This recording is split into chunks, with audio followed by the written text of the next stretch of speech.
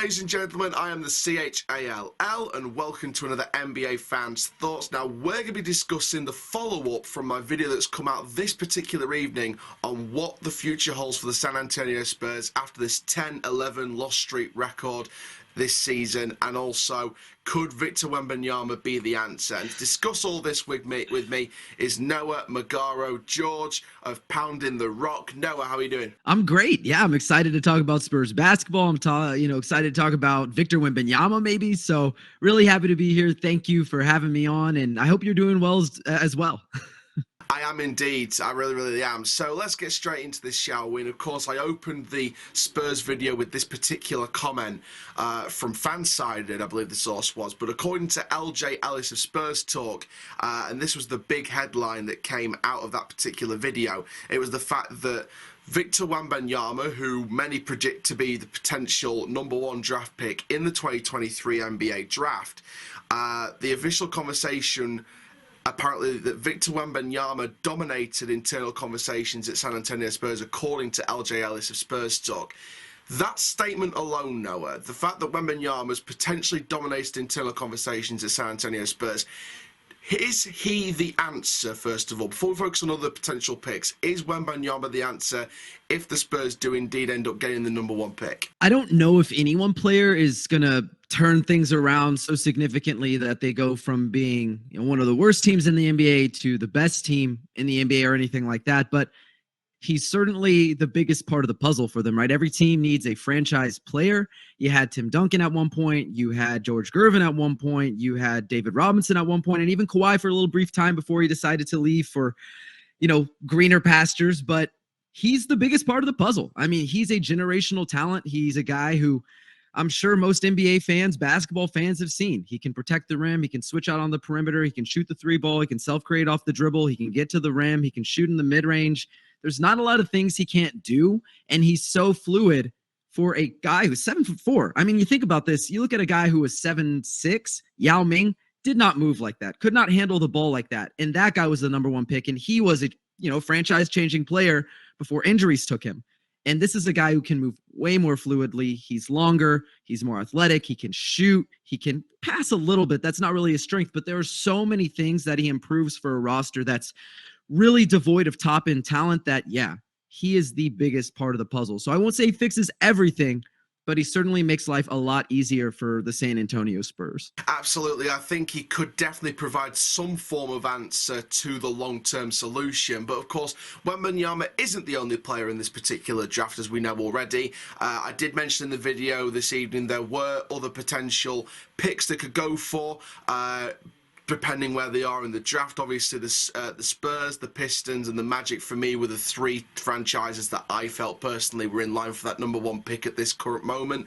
But there are other players in the draft. Brandon Miller and Cam Whitmore were two players that I particularly picked out as players that I think could do a better job for the Spurs alongside a Wembanyama. So when you look at Brandon Miller or Cam Whitmore or anyone in the draft at the moment, is there anyone else that you would pick out and say, this is someone the Spurs could really look to build a franchise around? Yeah, I like the names that you provided, but I actually think the person who's probably, if Victor Wembanyama did not exist, if he was not on this planet, it would easily go to Scoot Henderson.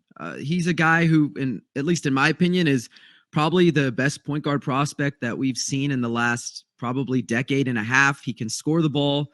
He's a great passer. He's a budding shooter. And he's an incredible athlete. I mean, top-end athlete. When you think of top-end athletes at the point guard position, even over the last 2 decades, you think of guys like Russell Westbrook, you think of guys like Derrick Rose. He's right in that conversation. He's got incredible first step, great burst. He's got a ton of lift. He's explosive around the rim. There's not a lot of things that I would change about his game. Obviously, he's not a finished product, but when you look at prospects over the last decade, I mean, if you had to group them all together and then say, who's going 1, 2, 3, 4, he's easily in the top 5 of prospects, not just point guard, but overall, in my opinion, over the last decade. I mean, he is that good.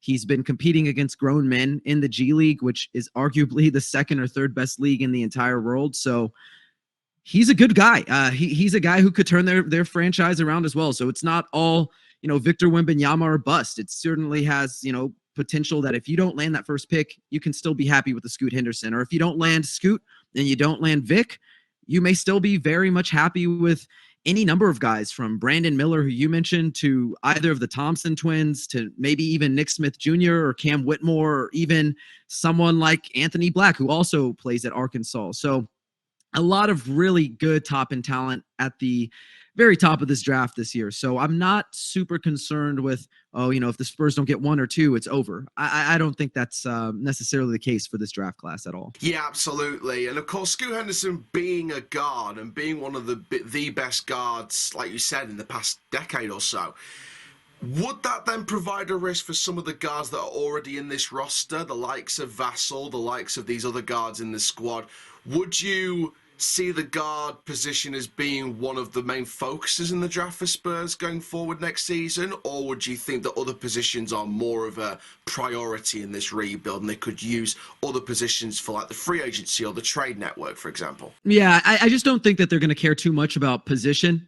They haven't really shown to care that much about where they're drafting in terms of position the last couple of years. I mean, they drafted DeJounte Murray, and then the very next year they took Derek White, and the very next year, they're taking guys like Keldon Johnson, or even the following year, like a Josh Primo. Like they just don't seem that concerned. I think they're really searching for the guy, like a guy who can carry your franchise as a cornerstone, as a foundational piece. They need that. So I don't think they're going to be looking at any position in particular. And even if they do draft Scoot Henderson, he's a point guard. And I know the NBA has largely become positionless. Like Luka Doncic can be 6'8" and be a point guard, or even Magic Johnson back in the day could be 6'9", 6'10", be a point guard. But he's a natural ball handler. He's a natural advantage creator. He's a great passer. He's a great playmaker.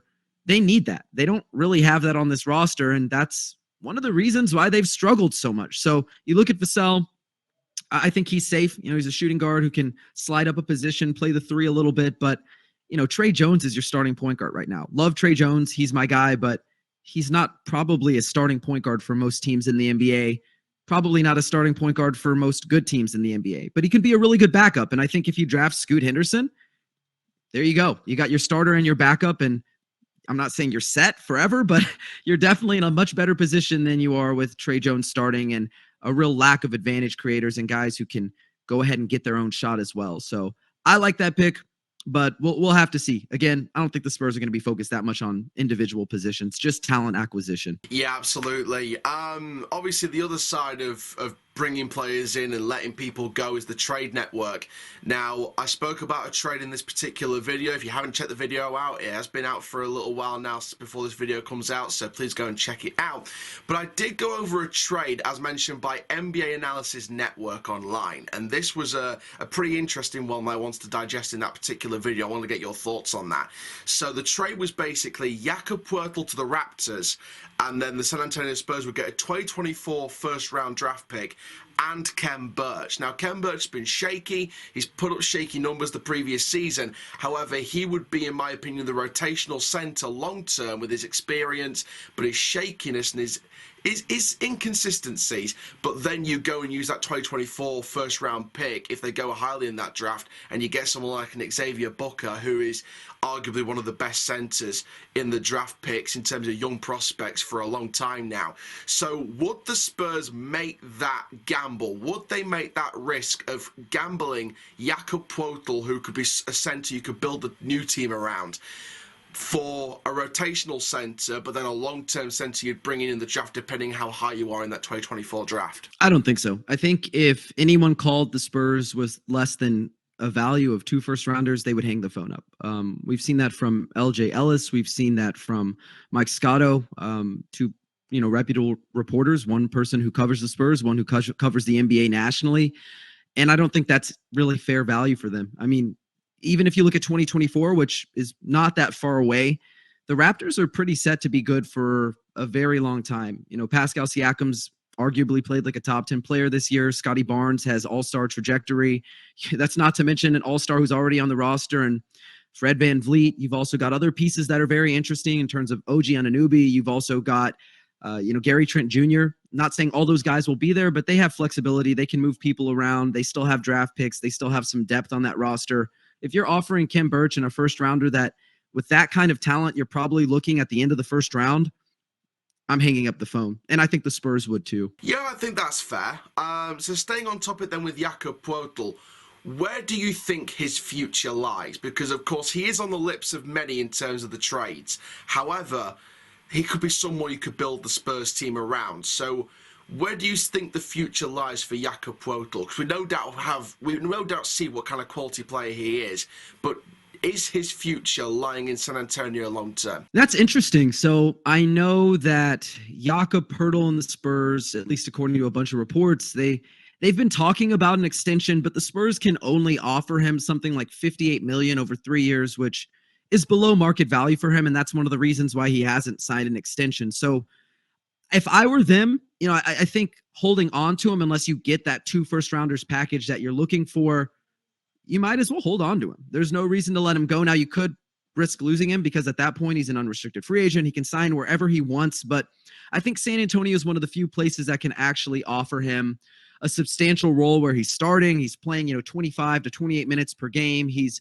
a part of the offense. He's a anchor for the defense. So I think his future's probably in San Antonio unless a team really antes up and decides, hey, we're fine parting with a first rounder or first round equivalent sort of value player.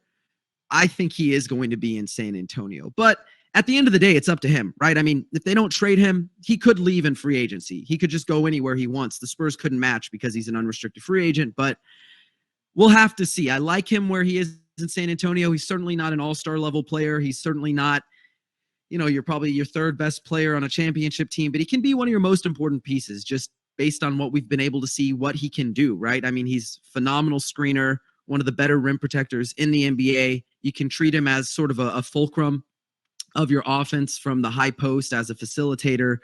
There's a lot of things he can do. He's limited, right? He can't shoot. He's not spacing the floor. He's not, a vertical threat as a lob threat. He's not a guy who's, going to get to the free throw super often unless they're trying to send him to the line because he's not a good free throw shooter. But I think he is a really valuable player. And much like you've seen with other teams, right, where they have a guy, maybe, we haven't seen Chet yet, but we've seen with Chet in Summer League that the Thunder played him alongside other more traditionally sized big men. So you don't have to, if you did land Vic, you don't have to say, hey, go, bang bodies with Nikola Jokic and Jonas Valanciunas and Joel Embiid. Like, you can go ahead and say, Jakob, you do that. And we'll go ahead and let Vic be, a rim protector who can also kind of freelance and doesn't have to bang with centers. So I think he is valuable in that way. And I think San Antonio will probably see it that way, and he'll probably end up staying. But again, it's all up to him if he enters unrestricted free agency. Yeah, absolutely. And the final point then is on the head coach, Greg Popovich. Obviously, this 10-11 loss streak is unacceptable by anyone's standards. But if the Spurs are going to rebuild long term, do you think Popovich is still the man to take the Spurs forward? Because I think one thing I said in the video tonight was, if you want to play for Popovich, you need to be a good defensive player. You need to be a decent defensive player, and defense can be the best form of attack as well. So you've got to have some attack about you, but you've got to be a good defender. Can the long-term rebuild of the Spurs, can the players that they could be bringing in from the draft, from the trade network, from the free agency, over this next season, couple of seasons, can Popovich be the man to lead them forward? Yeah, I think so. I don't think there's any question there. I think when you look at this team, they're not accidentally bad. They're bad by design. You traded your best player in DeJounte Murray, who, he wasn't taking you anywhere really. He's a fringe all-star. He made the all-star team because of an injury. He was an injury replacement, but it's one of those situations where, okay, well, you're too good to outright tank and get a top pick, but you're also not good enough to just outright make the playoffs. Now you're trying to get there through the play-in, and you make the play-in by default because other teams give up, and you're still fighting for the 10th seed or the 9th seed, whatever it may be. This team is bad by design, right? They moved on from DeJounte. They moved on from a lot of veterans. It's the youngest team in Spurs history. I don't think that there's any reason to say, Pop's not the man for the job. He's the oldest head coach in NBA history. He's been the oldest head coach in NBA history for the last 3 seasons. He keeps adding a buffer to that, all-time record there. But no, I think he's fine. I think you look at the personnel, they just don't have a lot of guys who can, one, create advantages for others, two, go create their own shot. And 3, they just don't have a lot of shooting on this roster. I know that's weird when you look at guys like, Doug McDermott and Josh Richardson and even Devin Vassell and Keldon Johnson, but there's not a lot of shooting versatility outside of, Devin and maybe, Doug McDermott as well. A lot of these guys are standstill shooters. They have to be catch and shoot. It has to be spot up. It has to be stationary. And if you're a stationary shooter and nobody's collapsing on guys who are driving to the rim, then a lot of your shots are going to be contested. And that's kind of the problem with the Spurs team. It's not a coaching problem. It's not even necessarily like the players on this team are bad, but a lot of these players are playing in roles that are not suited for them. And it's by design. They're not, and that sounds awful that they're intentionally tanking, but there's no other explanation for it. And you look at the roster and you hear the reports about them being interested in Vic, and it makes sense. They're not trying to win. Not saying that they're intentionally trying to lose, but they're certainly not going out there every night trying to, let's get into the playoffs. Let's get into the play-in. Pop even said it before the season started. Don't bet on us to win a championship. And to be honest, if I'm a Spurs fan, I'm an NBA fan, I wouldn't even bet on them sniffing a play-in game or even getting outside of the bottom 5 in the Western Conference. So he's the man for the job. Hopefully people are patient with this because rebuilds usually don't happen overnight, but he's the guy. He's fine. As long as he wants to be here, Spurs fans should be fine with him, being at the helm. Absolutely, and I think that thing that you said there about rebuilds don't happen overnight, I think some UK soccer fans might need to listen to that as well. Noah, it's been an absolute pleasure to have you on the Fans' Thoughts for the NBA videos today. Thank you so much. Yeah, thank you so much for having me. Thank you very much, and thank you to you guys for watching as well. Stay tuned for more NBA Fans' Thoughts with journalists, with fans, with players, with coaches. It's all going down on the channel. Make sure you stay tuned for the other videos as well. I am the CHALL. Ta-ra for now.